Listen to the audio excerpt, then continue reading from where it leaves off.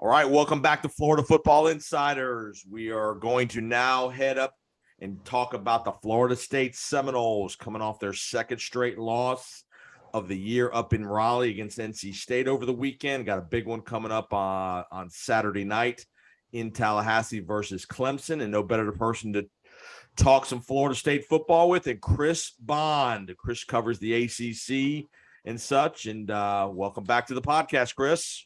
Thanks for having me back, Jason. All right, let's talk about Florida State. 2 in a row now gone down. You know, they had the game kind of in hand. I won't say in hand, but they were comfortably ahead. Were dominating the game for a good bit of that first half. They get the break in the second half when Devin Leary goes out injured and still not able to muster a whole lot on offense. And they fall in Raleigh 19-17. Your thoughts? The best first half of Florida State football this year was followed by the worst, I thought. After Leary went down, NC State got several first downs without throwing a pass. I thought the defense, the adjustments the defense didn't make of putting 9 in the box, make them beat you in some one-on-ones. I thought that was just terrible in-game decision. Probably the worst I've seen them make since this coaching staff started there. No, I mean they you know, the kid, the backup who came in was a transfer from Charleston Southern, was a really short guy who was clearly a runner. He was not much of a passer. They didn't obviously have any confidence in him to throw the ball much at all. They didn't. They really ramped up their running game. The offensive line ramped up. And a big special teams error. I think it was mid third quarter, late third quarter. The punter on a punt crosses the line of scrimmage and then punts the ball, which gives NC State tremendous field position at about the 20-yard line. Florida State's a loss of down foul, so NC State's going to take over possession with a penalty. Just a inexcusable mistake that you can't make as the punter. Yeah, especially when you got 15 yards of green in front of you and a first down. Right. You figure a guy who is former Australian rules football wouldn't be afraid to make a run. Right. That was just mind-boggling. I've never seen that penalty before. I had to look that up. But it's actually happened twice. I saw it against Memphis and South Carolina earlier this year. Punter ran right past the line and punted. I've never seen it before this year, though. Inexplicable. There's a whole series of very serious we can cover why they lost the game Saturday night. On top of that, that was a game that people thought that they were going to lose coming into the season, but they came in as a superior team, and they just blew it. They just blew it. They did. Again, offensively, even down 19-17 in the last drive of the game, they're at about the 25-yard line of NC State. You're in field goal range, and granted, I understand as Florida State fans, the kicking situation's not been great this year with Fitzgerald, but he'd made a longer field goal earlier in the game. You're at the 25-yard line with less than a minute to go in the game. I don't have a problem trying to get some more yards, but I don't know about throwing the ball in the end zone unless you know it's a sure, it was a poor throw. It looked like the receiver ran a post and Travis is throwing a corner route, throws an easy interception in NC State, so NC State ices the game there. What'd you think of the last couple plays for Florida State? I don't mind going for the touchdown. In fact, my problem is when you get in the red zone for Florida State, you need to go to your 6'7" receiver, throw it high to his shoulder, where nobody else can get it. Take 3 shots like that, your odds are you're going to get it. I love Michael Pittman, but he is at 5'7", not the guy I would pick to throw to in that situation. He's fast, but he's not tall. You had a kicker where he may have gotten his confidence back. I mean, he looked like Jason Powers when he kicked it from 50-some yards for the end of the half. It's like last couple of weeks I've been wondering if you had any eligibility left because we needed you. Right. Yep. No, I mean, again, tough loss for Norvell. Where do you see these guys going from here? I mean, obviously, not that you expect them to win the conference, but the first 2 kind of big ACC games that they've had, they've fallen short. Played well at NC State for parts of the game. Where do you see where do you see the confidence level with obviously with Clemson and the top 5 ranked team coming to town Saturday night? Well, I see a team that's still learning how to finish. They've definitely improved. Started out 4-0, and it's tough to take a couple back-to-back losses in the last minutes. And now you got the number 5 team in the country on your doorstep, and you're staring down the barrel of 4-3 now.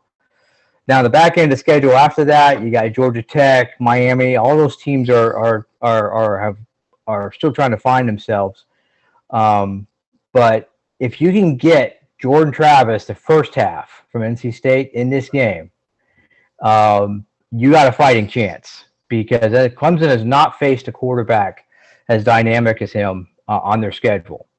As amazing as that front 7 is for Clemson, and they are every bit as good or better than the one NC State has. They are monsters. But you be glad you got Robert Scott back at the left tackle just in time. Boy, they really could use Fabian Lovett back at defensive tackle. And I'm hearing it's promising he could be back in a week or two, because you're going to need to get some kind of pressure up the middle on DJ, because DJ has exceeded my expectations. You remember me back in the preview, I thought DJ would probably be gone by this point. Right. He has found his rhythm. He's where he needs to be, and you've got to get pressure on him. And I got to tell you, Leary's a great quarterback, but he's not nearly as big as DJ. And you're going to need some big, strong fellas to get to him. That's really the only way they're going to slow down that Clemson defense. And Clemson doesn't have a juggernaut offense. They're just methodical. DJ's playing well. I mean, they don't have DeAndre Hopkins and all the different, all these different guys that have come out of there in the last years at wide receiver, but DJ's playing better. The running game is solid. And like you said, that defense is real. That is a real defense at Clemson. Post Brent Venables, who's now struggling mightily at Oklahoma. Yes. But that defense is real for sure. And that front, like you said, the front 7 especially. So this will be a major test for that offensive line at Florida State. For sure. And this is where you just want to hit the easy button with Jordan Travis and say, count 1, 2, 3, go. Yep. Just go.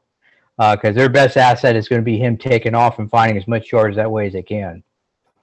And again, you got to find a way in the running game to keep the ball moving. I mean, again, you're probably not going to throw for 300 yards against Clemson, even though I will say the back end is the vulnerable part of that defense as far as throwing the ball. You can make a little hay throwing the ball, but you got to have the time to do it, and you got to make the good decisions. Travis has shown he can do it. They've got some capable receivers. It's just a matter of, again, here's the other part of this equation. The pressurized moment of this game. It's going to be a national TV game. Again, can Florida State get over the hump?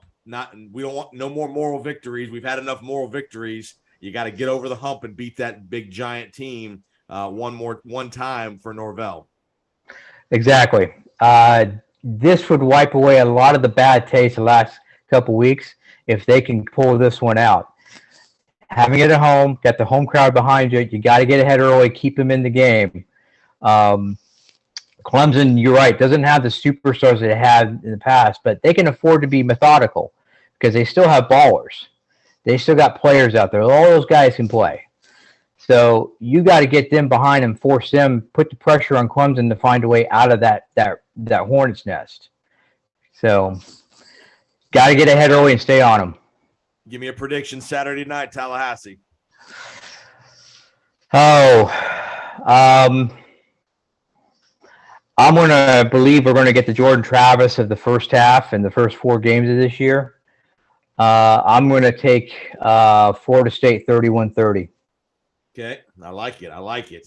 Again, looking at the schedule, again, if you're again, I know obviously Mike Norvell, you want to win every game. I get it.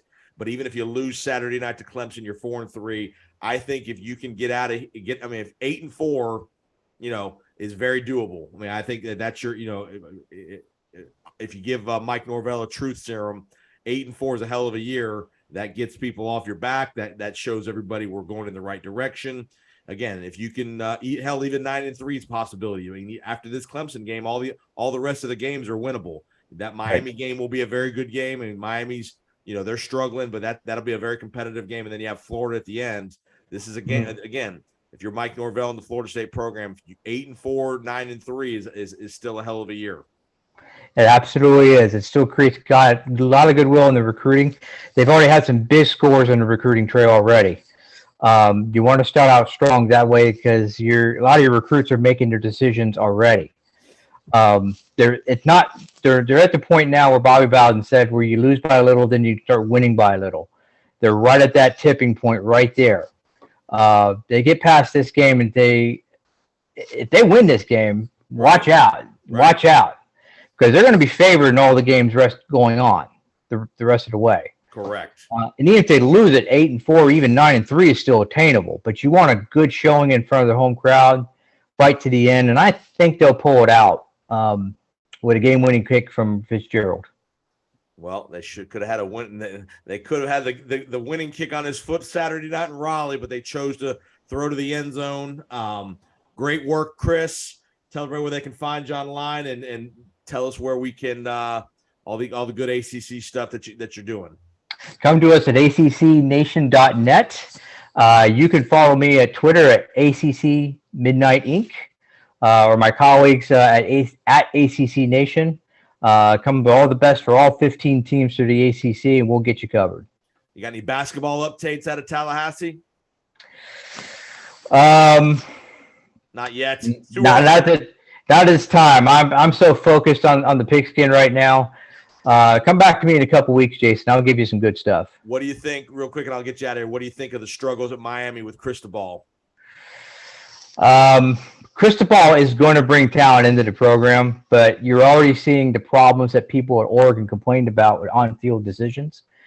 Some of the decisions they're making are mind-boggling. I don't punting on a 4-1 from your opponent's 29. I don't get it. Either go for it or kick the field goal or something, but right. I don't know. I'm still trying to figure out what his game plan is. Like I said, people at Oregon still never figured it out. So we'll see. He's going to put talent on the field, but how he's going to deal long term with putting him over the top, well, that remains to be seen. Yeah, that's always been the criticism of Mario is his game management, actual coaching. He's a hell of a recruiter. We know he knows how to recruit, but be actual coaching and running the program, because there are some Van Dyke's a talented kid, but he makes some throws that you just say, what is he being coached to do? What are we looking at? I mean, just some doesn't have I don't know. Throws he wasn't making last year.